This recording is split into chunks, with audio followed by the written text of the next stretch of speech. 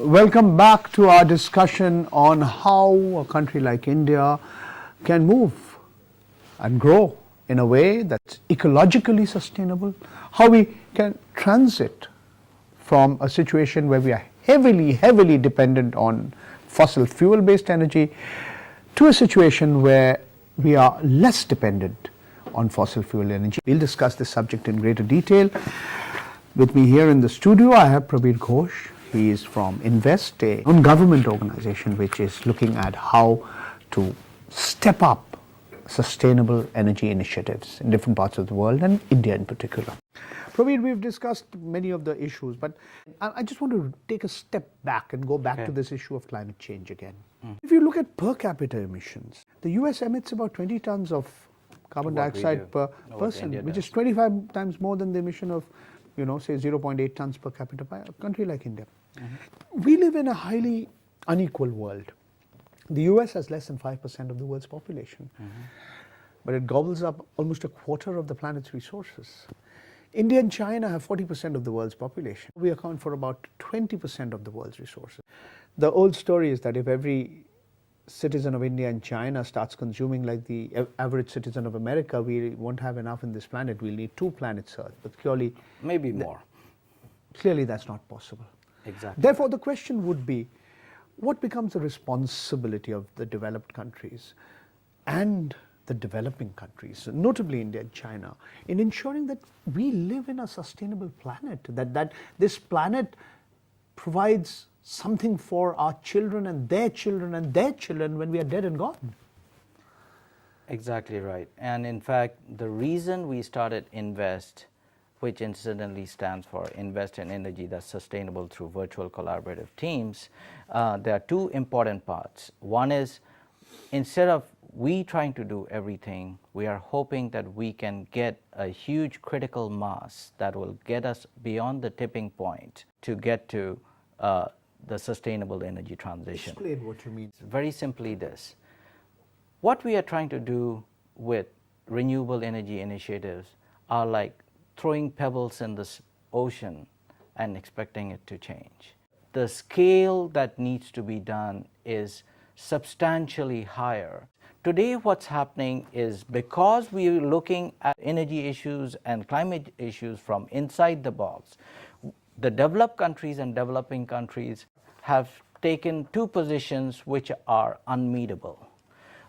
Because we are dealing in terms of absolute. Yeah, I mean, you know that Copenhagen, what happened, you know what is likely to happen in Cancun. I mean, it's all kind of almost preordained that the positions of the developed countries and the developing countries seem almost irreconcilable. I mean, we know what the Kyoto Protocol was aimed at achieving, and finally, America just refused to go along with refused to be a signatory to the Kyoto Protocol. There are 2 things involved with this. I think those are great points.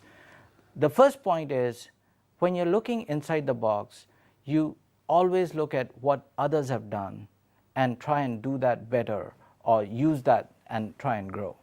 What we are recommending is learn from what others have done, but there may be a totally different part where developed countries and China didn't have that option.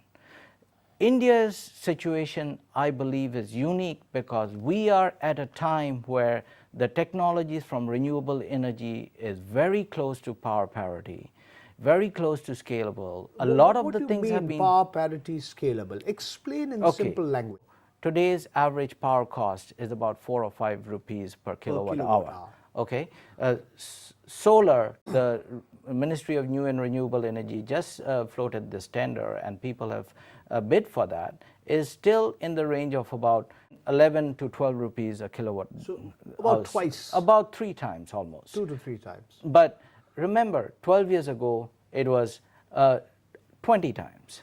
So the gap has narrowed. The gap has narrowed, and what we believe is the gap will continue to narrow. Not only continue to narrow, if India can pick up the manufacturing excellence, which is something I believe India has to do. Is it manufacturing excellence, or is it also access to technology? It will be both, but I think for India to be a significant player in solar, we will have to do the pilots, learn from that, and very quickly move to how we can actually scale it, how can we bring our No, costs we have down. a national mission on Right. the solar energy mission. What would you suggest? I mean, is this adequate, or do we need to do more? Paranjoy, that's an excellent question again. Let me put that in context. Okay, we are talking about 20 gigawatts by 2022, which will probably lead us to somewhere between 80 to 100 gigawatts by 2030. If we are succeeding, we have challenges, but it is achievable. In our scaling scenario, we are talking actually about 400 gigawatts by 2030.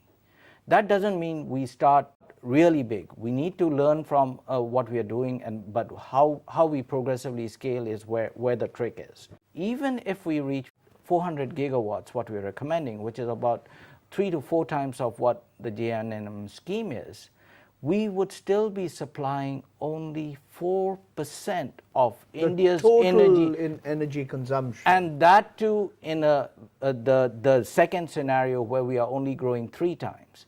Imagine if we had to grow 5 times, then we are not even addressing 2% or 3% of the energy. That's one context. The second context is, if we are doing 20 gigawatts, we would probably be doing about 2 gigawatts by the end of a year by 2020. The world is going to be shipping 200 to 250 gigawatts. So we will not be even 1% or 1.5% of the world's supply. That context is very important because today, for example, China is shipping 40 to 50% of the world's supply. Germany is installing 50% of the world. So all the focus is on Germany, who is installing it, and China, who is supplying it. So what I'm trying to say is, if we have to scale, we have to make sure that we not only meet our internal needs, but we are doing something substantial for countries from outside to want to give their technologies. So you're arguing that the initiative lies within, and it's only if we do get our own act together that we would be able to really access not just the best technologies, but the best practices? That's our thinking, because one thing I'd like to say is these technologies you're talking about, it's amazing how many Indians you will see who are behind this technology, whether sitting in Switzerland or whether sitting in US. I would think that almost 20 to 25% of the technology innovators in solar and renewables are of Indian origin. I think we've got a huge advantage from that point of view also. Okay. Praveer, I take it's a final break in our conversation. Okay. We have one more segment left, and in that last segment, I'd like you to elaborate on a few points. Okay. One is, how difficult is this transition process? You talked about challenges. I'd like you to outline those challenges. Let's talk about how India can learn from best practices across the world.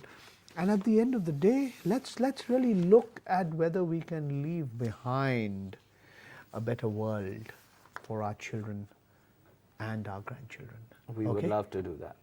I'll get back to you in a short while from now. Stay with us. We'll be back.